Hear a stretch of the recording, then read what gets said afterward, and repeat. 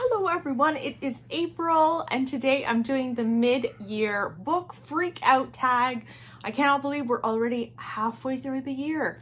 Let's dive into it. Before we move forward, couple of things to address. Nora is home. She is downstairs making a lot of noise. So you might hear a little screaming, a little, I don't know, she's playing. So you'll probably hear Nora in the background. Also, we need to address my mouth. I got Invisalign last week and my mouth is adjusting. I'm learning how to speak. Again, it feels like you can't really see it, but you can kind of see it. These little nubs all over my teeth, and it does feel like you have something in your mouth. So yeah, I'm gonna speak a little strangely today. So I hope you don't mind getting used to it. Let's dive into the tag. The first question is, what is the best book that you've read so far in 2021? Interestingly enough, there have not been that many 5-star reads. I imagined that there was going to be more 5-star reads. However, I think I'd probably have to go with The Pull of the Stars by Emma Donoghue. I really thought this book was beautiful. This is a pandemic book. This is about the Great Flu of 1918, and we follow a nurse in Dublin. And she is there taking care of these women who are about to go into labor. They're on the maternity ward. She is taking care of them, and we follow her and the patients over the span of 3 days. Now, there is not a lot of help at this time. The men are at war for the most part. World War I is very much going on in this time, and she is kind of on her own taking care of these women. Luckily, she does receive some help. Someone has volunteered, and so it's these two women trying to take care of these women who are about to give birth. I will say it doesn't shy away from hard things. So not all the women are doing okay. Not all of the babies are doing okay. So if that is going to upset you, this is something that you should probably shy away from for now until you feel like you want to read it. But I thought the character development was incredible. It was so well researched. Emma Donoghue did her research when it comes to the medical practices of the time. I really felt like I was watching a nurse in 1918 doing her thing. I could see her, you know, disinfecting the materials that she's using, the instruments. Like I could see everything. It was incredible. It also showed her trying to be professional, but also trying to be caring for these women. I just thought this was one of the best books I've ever read. By the end of it, I was very emotional because, as I said, not everybody's doing okay. And it was heartwarming at times as well. That was something that I actually didn't see coming, was how heartwarming it could actually be. So I loved The Pull of the Stars. I would definitely say that's the best book I've read so far. The second question is, what is the best sequel that you've read in 2021? And for me, this is The Whispering Skull in the Lockwood & Co. series. The Lockwood & Co. series, thanks to Leanne from Literary Diversions, who totally got me onto this whole series, really was incredible and such a wonderful, pleasant surprise. The whole series follows this group of kids, and they live in a world in which ghosts are kind of taken over. Everything gets kind of ground to a halt in the world, and the adults can't see the ghosts because they're like too distant from it. I don't know what it is, but adults can't see ghosts, but kids and young teenagers can.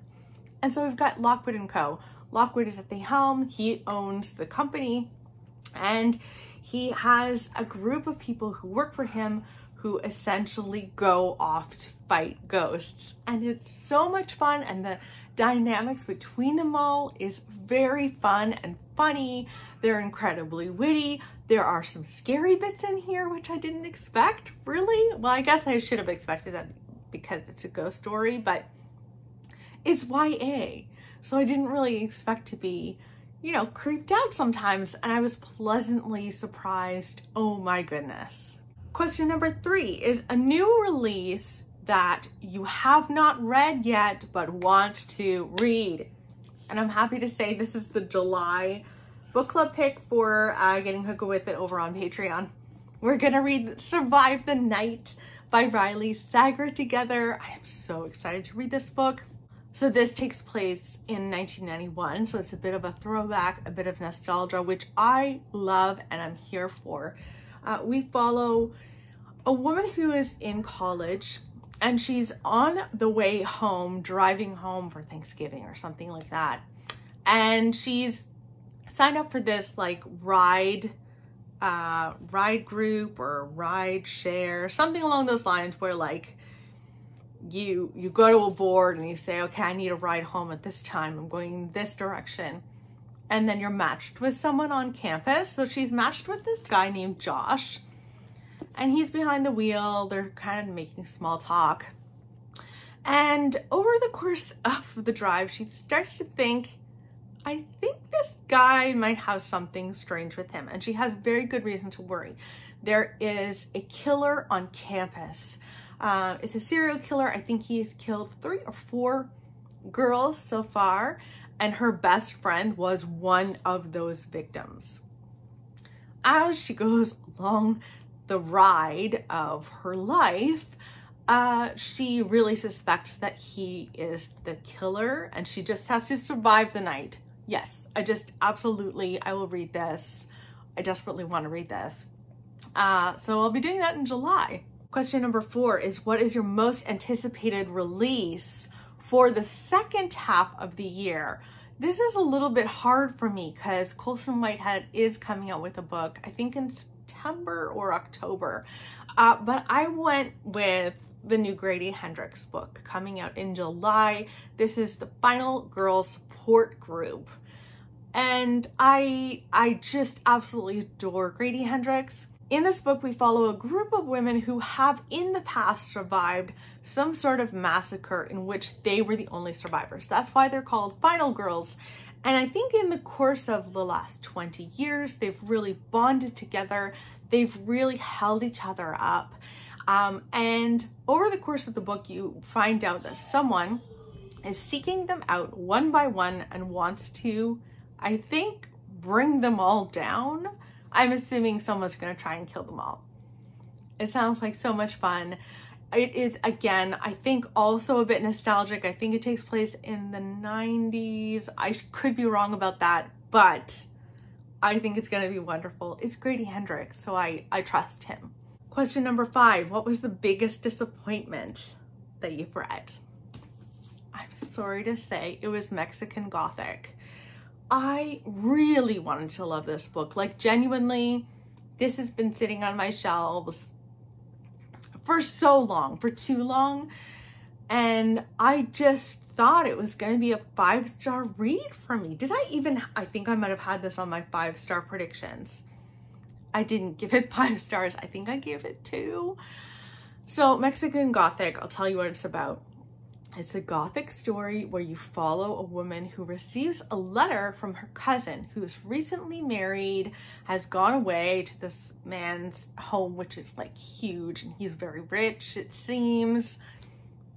And she receives this letter and it's like, come and get me. Everything is bad. Everything is bad. Come and get me. I need out of here. So she basically goes to her rescue. And for me, the feeling of this for myself was the atmosphere and the tension. It felt like both were lacking for me. I wanted more atmosphere. There was a tiny bit of it at the beginning, but it kind of vanished for me. And I just didn't feel like I knew this house. I didn't feel like I was walking through this grand home or the grounds.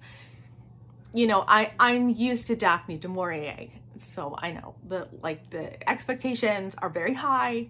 However, it just wasn't working for me. And I also didn't feel like I was really attached to any characters. The tension, as I said before, was really not there for me. I felt like, I don't know, I felt like there was no lead up to a dramatic scene. It was just like, here it is, deal with it. And I want the tension. I want the lead up to the drama and to the scary scenes. And I wanted more, and it didn't do it for me. Very sad times. Question number 6, what was your biggest surprise of the year? And for me, this was Leave the World Behind by Rumaan Alam. This is a post-apocalyptic, like in the midst of an apocalyptic story, where you follow a family who have gone to a cottage. They have rented a cottage, they go, and strange things start happening. I think there's like a very loud noise, and people just don't know what it is. And it's very clear that something huge has happened in the world, like something like bombs being dropped, you know, like catastrophic things are happening in the world, but they just don't know what it is. A couple do arrive at their doorstep in the midst of this, in the middle of the night. They say, this is actually our cottage. We heard this thing. We decided to stay away from the city and come to our house. Can you let us in? And so it's this kind of awkward dynamic between the two families and trying to figure out what's going on. And the thing that I loved about it is that not knowing. If you're someone who needs to know, this is not the book for you, because you never know. Like, there's no bow at the end, you know, you have no idea what's going on the whole time. But I could not stop thinking about this book. I needed to know, and even though I didn't find out, I was pleasantly surprised by this book. Question number 7 is favorite new author that you discovered this year. And for me, this was absolutely Darcy Coates. I read The Haunting of Ashburn House. I'm currently reading her book that is coming out in September. I've got an arc of it, and she writes haunted house stories. Essentially, she writes ghosty stories. They're incredibly eerie, incredibly creepy. Now, I'm not saying that this is the best writing I've ever read. Absolutely not. However, I am scared while reading these books, which is not always easy to do for me. I find it comforting. So I know I have a whole whack of books. Like, she has a huge backlist. I know that I can go to those books and enjoy a little scary haunted house story. So she's been a wonderful author to discover this year. And so I have to say Darcy Coates. Question number 8, what is your newest fictional crush? I just, every year I say the same thing. I just don't do that. I am a 40-year-old woman, and for some reason, I just don't get crushy about characters in books. I wish I did. I wish I did, because I think that would bring me a little joy in my reading experience. I just couldn't think of anything. Also, I read mostly kind of nasty books where people are not always likable. You know what I mean? Like, if I was crushing on some of these characters, I think there might be something wrong with me. So yeah, no, nothing. Question number 9, who is your newest favorite character? And I had to say George from Lockwood & Co.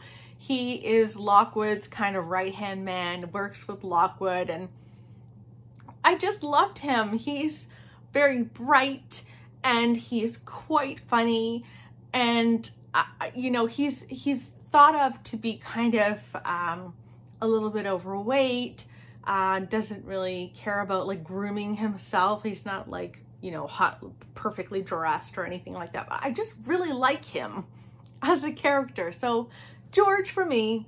Question number 10, a book that made you cry. Oh my goodness. At the end of reading The Vanishing Half by Britt Bennett, I was in tears. Oh my goodness. Such a beautiful book about sisters. This follows 2 twin sisters who run away from home. They are living in a town as they grew up that's light-skinned Black people only, basically. And they know that there's more out there in the world for them, and so they run away. But when they run away, they end up splitting up, and they don't see each other for a very long time. One of them marries a white man and passes as white, has children, and, you know, moves on with her life that way. The other falls in love with a Black man who is darker skinned Black and has a darker skinned Black child. And it's about how they move through the world, why they make the decisions that they make, and it's about them coming together in a kind of roundabout way through their children. And I thought it was beautiful, and the end just, I was just a sobbing mess on the floor, basically. So good. Question number 11, a book that made you happy. And for me, this was Mr. Loverman. Oh my goodness, this was so much fun, but also deep. This is about an older man who is gay. He is married to a woman. However, his entire life, he's known that he was gay and actually has the love of his life in his life. And it is about him essentially making the decision to leave his wife and live his truth and be with the love of his life. However, he has a lot of misconceptions about what it is to be gay, and he can be homophobic himself and struggle with things. He can be very misogynistic. He is a flawed character in so many ways. However, there is something about him that is endearing, because you can tell there is a willingness to learn there and to break open, and you know, he is stopping himself from having this happiness that he wants. I just really loved this book. I found myself laughing through it. I absolutely loved the main character.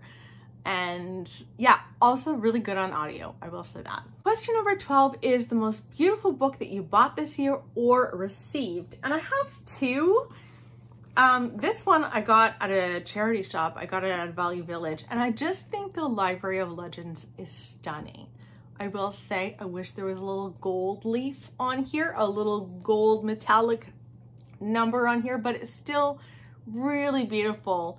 The purples and blues, it's just stunning. This is about a group of Chinese kids who in 1937, when the Japanese, I guess, bombs are being dropped, they decide to pack up these very old books to save the books and get out of danger. And it's about their story. So that looks good in many ways. The other one is a book that I got from Lisa. It's Horror Store. I just think it's really, like, maybe beautiful isn't the right word. It's a horror story written by Grady Hendrix. I mean, yes. And it's based at an IKEA, basically. So the whole thing looks like an IKEA catalog, but you can tell it's also a zombie story.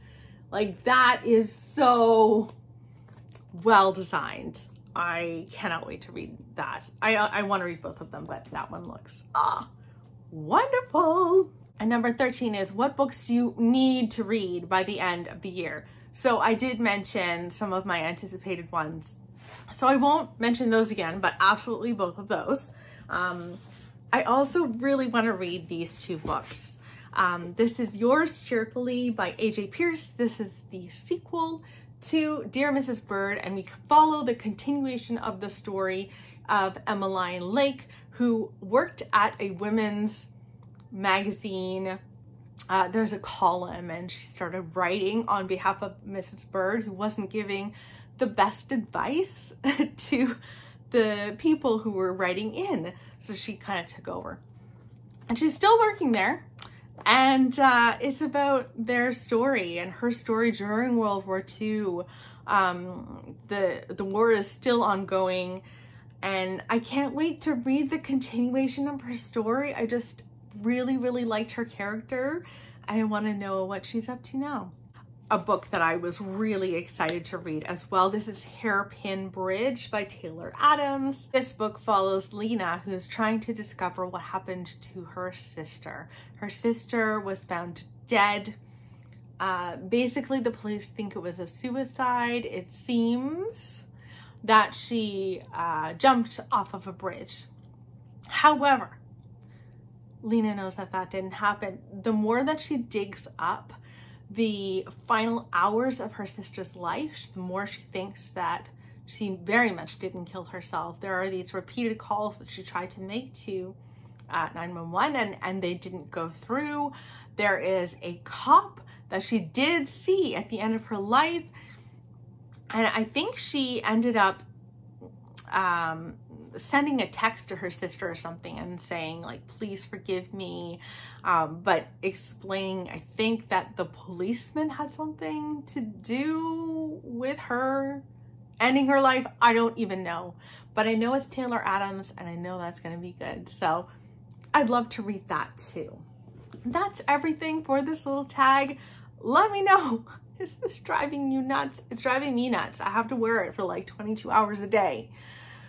But I am committed to nice teeth, so hope you don't mind too much. Let me know in the comments below if you want to answer any of these questions. I'd love to hear your answers in the comments below, and I will talk to you very soon. Bye, guys.